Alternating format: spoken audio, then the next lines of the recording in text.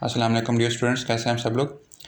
आज जो हम लेक्चर डिस्कस करने वाले हैं वो कानून शहादत ऑर्डर का आर्टिकल 70 से आगे है। ये एविडेंस के मुतालिक है। अच्छा, आर्टिकल 70 कहता है all the facts except the content of document, सारे फैक्ट्स सवाए कंटेंट ऑफ डॉक्यूमेंट के may be prove by oral evidence, उनको ओरल एविडेंस से प्रूव किया जा सकता है। अब कंटेंट ऑफ डॉक्यूमेंट क्या होता है? जितनी भी सेल डीड हो गई या इस तरह से जो भी हम लिखते हैं, कंटेंट्स लिखते हैं किसी भी डॉक्यूमेंट में, तो वो कंटेंट्स ऑफ डॉक्यूमेंट है। ठीक है। अब 71 कहता है कि ना oral evidence must be direct. Oral evidence must be in cases whatever be direct. इसमें कहता है कि it is refer to a fact which could be seen, it must be evidence of witness who says he saw it. अब इसका मतलब ये है कि अगर किसी बंदे ने देखा है कि उसने कत्ल करते देखा है तो ये डायरेक्ट हो जाएगा। उसने खुद देखा है या दूसरा सुना, उसने असलम बाबर को कह रहा था कि मैं तुम्हें जान से मार दूंगा, वो बाहर खड़ा सुन रहा था एक शख्स, तो उसने वैसे उसको गोली चलने की आवाज़ आई है अंदर से, तो जो बाहर खड़ा शख्स था वो थोड़ा सा दूर जाके देख रहा है कि जो शख्स कह रहा था कि असलम कह रहा था बाबर को मैं तुम्हें मार दूंगा और उसने बहुत ही उसको मार दिया है। तो ये बाहर खड़े शख्स ने सुना है, तो इसने जाके कोर्ट में फिर गवाही देनी है। तो ये भी हो जाएगा कि जैसे या तो देखा है उसने खुद किसी शख्स ने या फिर सुना है। और तीसरा क्या है? परसीव्ड बाय अदर सेंसेस, यानी कि किसी घर से गुजर रहा था और अंदर से कुछ स्मेल आ रही थी डेड बॉडी की, तो वो उसने परसीव किया अपनी सेंस के ज़रिए, तो ये डायरेक्ट एविडेंस करा, ये डायरेक्ट एविडेंस होगा। और दूसरा ये if it refers to the opinion of the grounds of the which the opinion is held, अगर किसी एक्सपर्ट ने ओपिनियन दिया तो वो भी जो है ना वो डायरेक्ट हो गया, वो भी एविडेंस डायरेक्ट एविडेंस होगा।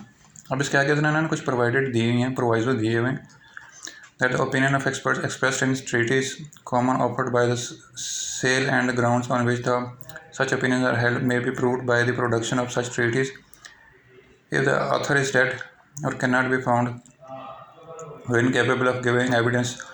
अब किसी शख्स ने, कोई एक्सपर्ट था, उसने कोई बुक लिखी थी या कुछ भी लिखा था, तो वो या डेड हो गया या मिसिंग है या एविडेंस नहीं दे सकता, कोई भी इस तरह का पर्सन है, तो उसकी जो ओपिनियन होगी ना वो डायरेक्ट होगी।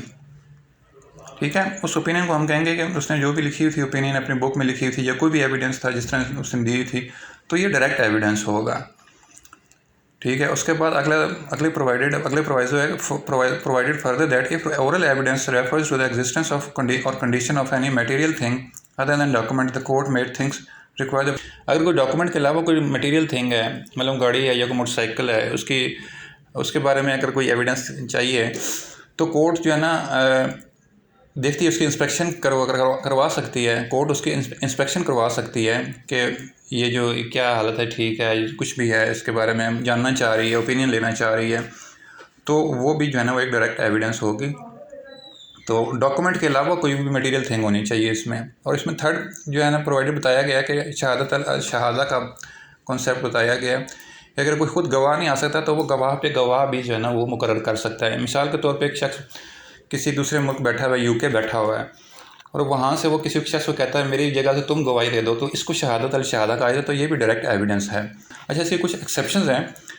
एक्सेप्शंस ये हैं इसकी कि आर्टिकल 6 जो है ना वो कहता था डाइंग डिक्लेरेशन के, इसमें कहता है हेयर से एविडेंस होनी चाहिए, इसमें कहता है डायरेक्ट होनी चाहिए, हेयर से एविडेंस इज नो एविडेंस, ये आर्टिकल 71 कह रहा है। लेकिन इसकी एक्सेप्शन ये है कि डाइंग डिक्लेरेशन भी तो एक हेयर से एविडेंस थी ना, तो वो भी इसकी एक्सेप्शन में आई थी। या कोई मिसिंग पर्सन है, कोई पर्सन मिसिंग हो गया, शहादत अल शहादा का किसी को कोर्ट में लाने पे एक्सपेंस और डिले लग रहा है, तो अगर वो ये सारी उसकी एक्सेप्शन बता दी गई कि वो डाइंग डिक्लेरेशन अगर पर्सन दे रहा है तो अगर वो डायरेक्ट नहीं भी है तो वो मानी जाएगी। अगर मिसिंग पर्सन है, कोई शहादत अल शहादा का जो है कंसेप्ट आ रहा है, किसी को कोर्ट में एक्सपेंस लग रहा है, डिले लग रहा है, तो ये भी एक एक्सेप्शन है आर्टिकल 71 की कि ओरल मस्ट बी डायरेक्ट। ठीक है, उसके बाद इसमें हम देखा था, इसके मैं समराइज करके बता देता हूँ साथ साथ कि पहले देखा इसमें खुद किसी शख्स ने, अब इसका पहला पॉइंट था कि कोई शख्स खुद देखा उसने कत्ल होता है, दूसरा उसने खुद सुना और तीसरा परसीव किया उसने, और चौथा है इसमें कि किसी ने एक्सपर्ट ने कोई ओपिनियन दी हो, तो ये भी सारी डायरेक्ट एविडेंस कहलाई जाएगी। फिर उसके बाद प्रोवाइजो हमने देखे। उसके बाद आते आते ये 72 आर्टिकल कहता है proof of contents of document. अब डॉक्यूमेंट्री एविडेंस से चलता है कि 72 से आगे 100 तक ये सारे डॉक्यूमेंट्री एविडेंस है। पब्लिक इसमें आप जैसे डॉक्यूमेंट्री एविडेंस इसमें होता है प्राइमरी और सेकेंडरी होता है, पब्लिक होता है, प्राइवेट होता है। प्राइमरी होता है जो ओरिजिनल डॉक्यूमेंट्स सारे वो प्राइमरी होंगे, जो कॉपीज़ होंगी वो सारी सेकेंडरी होंगी। पब्लिक जो हैं इस तरह से गवर्नमेंट की अगर कोई हम स्कूल कॉलेज में जाते हैं उसकी रिसीट्स होंगी वो सारी पब्लिक डॉक्यूमेंट्स होंगी, और प्राइवेट स्कूल से कॉलेज के सारी रिसीट्स प्राइवेट डॉक्यूमेंट्स होंगी। तो अब 72 कहता है कि proof of content of documents. तो कंटेंट ऑफ डॉक्यूमेंट में भी प्रूफ आइदर बाय प्राइमरी और सेकेंडरी, ये प्राइमरी से किए जा सकते हैं प्रूफ या सेकेंडरी से किए जा सकते हैं। अब प्राइमरी एविडेंस कहता है जी मीन्स डॉक्यूमेंट इटसेल्फ, जो कि अगर ओरिजिनल डॉक्यूमेंट है ना, तो जैसे डिग्री हो गई हमारी पढ़ाई की, और जो हमारा कोई भी चीज़ हमारे पास डॉक्यूमेंट है, आईडी कार्ड हो गया, इस तरह के और भी कोई भी डॉक्यूमेंट है, उसकी जो ओरिजिनल जो डॉक्यूमेंट इटसेल्फ है, जो ना ओरिजिनल डॉक्यूमेंट है ना, उसको हम कहेंगे प्राइमरी एविडेंस। डॉक्यूमेंट होगा प्राइमरी डॉक्यूमेंट होगा और उसको एविडेंस को कहेंगे प्राइमरी एविडेंस। इसकी एक्सप्लेनेशन वन है कि where document is executed in several parts. अब सेवरल पार्ट्स का मतलब ये कि उसको डिफरेंट पार्ट्स में जो है ना साइन, उसमें एक शख्स है तो उसने ना कॉपी से चार लोगों ने 3 लोगों ने ना कोई कॉन्ट्रैक्ट किया हुआ है, उन सारों के पास जो कॉपीज़ होंगी ना तो वो सारे ओरिजिनल डॉक्यूमेंट्स कहलाए जाएंगे। तो उसमें कोई भी जो है ना एक क्लेम कर सकता है, केस करना तो वो अपना उस कॉपी को ले जाएगा और जाके उस पर केस कर देगा अगर उनको डिस्प्यूट अराइज होता है। उसके बाद है ना काउंटर पार्ट, उसका कोई रिटर्न ऑफ डॉक्यूमेंट कोई करता है, जवाब देता है उस डॉक्यूमेंट का, तो वो भी जो है ना फिर एक जो है ना प्राइमरी एविडेंस कहला जाएगा। उसी एक्सप्लेनेशन 2 कह गई है कि यूनिफॉर्म प्रोसेस से जो है ना कोई कॉपीज़ निकाली गई हैं। मिसाल के तौर पे एक न्यूज़पेपर है, उसके यूनिफॉर्म प्रोसेस से जितनी भी कॉपीज़ निकाली जाएंगी वो सारी की सारी प्राइमरी एविडेंस होंगी। ठीक है। अब इसमें आपने ये याद रखना है, ये आगे ये कह रहा है, ये जो प्रोपोर्शन है ये कह रहा है copies of the common original they are not primary. अब जो इसकी जो ओरिजिनल है पेपर है न्यूज़पेपर का, उसको हम फोटो कॉपी पर रख के उसकी कॉपीज़ निकाल लेंगे, तो जो कॉपीज़ होंगी ना वो सारी सेकेंडरी होंगी, और जो ओरिजिनल जो फोटो कॉपी की जिसको हमने ऊपर रखा हुआ है तो वो जो है ना वो प्राइमरी एविडेंस होगा। ठीक है। उसकी जितनी भी कॉपीज़ होंगी ना वो सारी फिर सेकेंडरी एविडेंस में आ जाएंगे। आगे सेकेंडरी एविडेंस हम पढ़ते हैं। सेकेंडरी एविडेंस क्या है? 74 आर्टिकल कहता है certified copies, stamp, death certificate, divorce date copies, ये सारी जितनी भी सर्टिफाइड कॉपीज़ होती हैं ना किसी डिपार्टमेंट से सर्टिफाइड हुई होती हैं, तो उनको जो है ना हम सेकेंडरी एविडेंस कहते हैं। और copies made from the original by the mechanical process, जैसे फ़ोटो कॉपीज़ होती हैं तो इनकी भी सारी कॉपीज़ जो है ना ये उसकी सारी जो है ना ये सेकेंडरी एविडेंस कहलाई जाएंगी। जितनी भी फ़ोटो कापियाँ निकालते जाएंगे वो सारी सेकेंडरी एविडेंस निकलती जाएंगी। और copies made from the compare with the original document. अब इस ओरिजिनल डॉक्यूमेंट मतलब ये ना कंप्यूटर प्रिंट आउट लिया हमने तो वो प्राइमरी होगा। अब इसके copies made from the compare with the original document. अब कंप्यूटर से जो प्रिंट लिया गया हमने तो उससे जो कंप्यूटर प्रिंट आउट से जितने भी हम आगे कॉपीज़ निकालेंगे तो वो सारी क्या होंगी?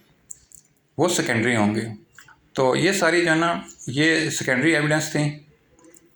अगर आर्टिकल 75 कहता है proof of documents by primary evidence, documents को जो ना प्राइमरी एविडेंस जो है ना प्रूफ करना चाहिए, except in cases here and after mention.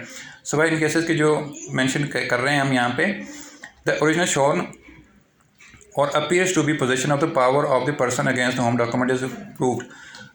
अगर किसी हमारे पास डिस्प्यूट चल पड़ा है, किसी के साथ हो गया है, तो ओरिजिनल डॉक्यूमेंट उसके पास है, हमारे पास कॉपी है, तो हम उस कॉपी से भी जो है ना वो सेकेंडरी एविडेंस है तो उसको हम यूज़ कर सकते हैं कोर्ट में।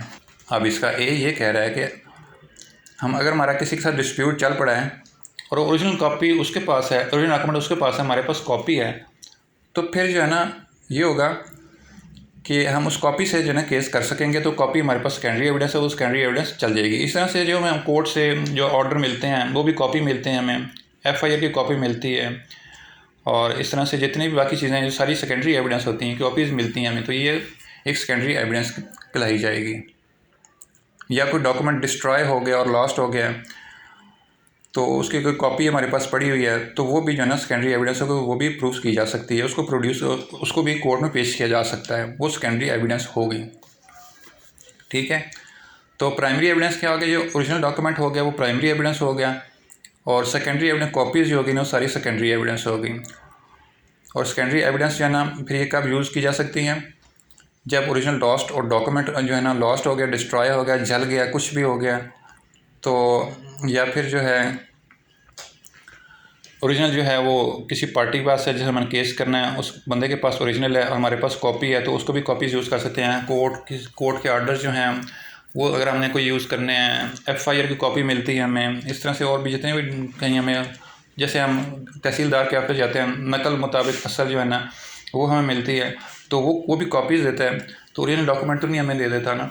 तो ये सारी जो है ना ये सेकेंडरी एविडेंस में आती हैं और इनको हम सेकेंडरी एविडेंस के बतौर यूज़ कर सकते हैं। अब आर्टिकल 85 कह रहा है जितने पब्लिक डिपार्टमेंट्स हैं अगर उनसे हमें कोई डॉक्यूमेंट मिलता है तो वो सारा पब्लिक डॉक्यूमेंट होगा। कोई भी पब्लिक रिकॉर्ड से जो हमें मिलता है डॉक्यूमेंट तो वो पब्लिक रिकॉर्ड होगा, वो पब्लिक डॉक्यूमेंट होगा। जितने भी जो है ना, ये कहने का मैं इसको खुलासा बयान करता हूँ, जितना भी पब्लिक जो डिपार्टमेंट्स हैं उनसे हमें कोई पासपोर्ट या पासपोर्ट मिलेगा, ये पब्लिक डॉक्यूमेंट है। और जो है क्या नाम है, रसीद जो हमें मिलती है सरकारी कॉलेजों से, सरकारी स्कूलों से, सरकारी अस्पतालों से, इनकी जितनी भी रसीट्स होंगी वो सारी पब्लिक डॉक्यूमेंट्स होंगे। और जितने भी प्राइवेट्स जो है ना, और ये 86 कह रहा है all other documents are private, यानी कि जो प्राइवेट स्कूल से, प्राइवेट हॉस्पिटल से, प्राइवेट कॉलेज से, प्राइवेट यूनिवर्सिटी से जितने भी हमारे पास रसीट्स रिकॉर्ड है वो सारा प्राइवेट है। और जितने भी हमारे गवर्नमेंट यूनिवर्सिटियों से, गवर्नमेंट अस्पतालों से, गवर्नमेंट स्कूलों से, गवर्नमेंट कॉलेजों से जो भी हमारे रसीट्स या कोई रिकॉर्ड मिलता है तो वो सारा पब्लिक डॉक्यूमेंट होगा। ठीक है, तो ये सारा जो था आज हमने देखा है। हमने सबसे पहले देखा proof of facts bye oral evidence, content of document के अलावा जो है ओरल एविडेंस जो है प्रूफ किया जा सकता है। 71 में कहता है जी ओरल एविडेंस को डायरेक्ट होना चाहिए, आपने खुद देखा है, सुना है, परसीव किया है, जो किसी एक्सपर्ट ने ओपिनियन दी है, फिर आगे प्रोवाइजो दिए गए थे इसके, और एक्सेप्शन देखी है हमने। फिर आर्टिकल 46 डाइन डिक्लेरेशन थी, वो इसकी एक्सेप्शन है। मिसिंग पर्सन है, शहादत अल शहादा, एक्सपेंस और डिले, ये सारी जो है आर्टिकल 71 की एक्सेप्शंस हैं। फिर आगे डॉक्यूमेंट्री एविडेंस में आगे आता है प्राइमरी और सेकेंडरी, पब्लिक और प्राइवेट। प्राइमरी एविडेंस जो है जितने भी डॉक्यूमेंट्स, ओरिजिनल डॉक्यूमेंट्स हैं वो सारे प्राइमरी एविडेंस होते हैं। और जितने भी साइन, अगर जो जितने भी कॉपीज़ होती हैं और वो जितनी भी कॉपीज़ होती हैं डॉक्यूमेंट्स की, वो सारी जो है हमारे पास क्या होगी, सेकेंडरी एविडेंस होंगी। और जितने पब्लिक रिकॉर्ड, पब्लिक जो है डॉक्यूमेंट्स जो है वो कहते हैं जो पब्लिक हमें सरकारी स्कूलों से, सरकारी यूनिवर्सिटियों से, जितने भी किसी भी सरकारी डिपार्टमेंट से हमें जो रिकॉर्ड मिलता है या कोई चीज़ मिलती है तो वो पब्लिक डॉक्यूमेंट होगा। और बाकी जितने भी ये सारे नहीं हैं तो वो सारे जो है ना फिर वो पब्लिक डॉक्यूमेंट नहीं होंगे, वो प्राइवेट डॉक्यूमेंट होंगे। Private college, private school, private university से जितने भी हमें डॉक्यूमेंट्स मिलेंगे वो सारे प्राइवेट डॉक्यूमेंट्स होंगे। ठीक है, तो उम्मीद है आप लोगों की समझ आ गया होगा। अब नेक्स्ट लेक्चर में हम 87 से आगे फिर हम डिस्कस करेंगे। तो इंशाल्लाह मिलते हैं हम नेक्स्ट लेक्चर में, तब तक के लिए अल्लाह हाफिज़।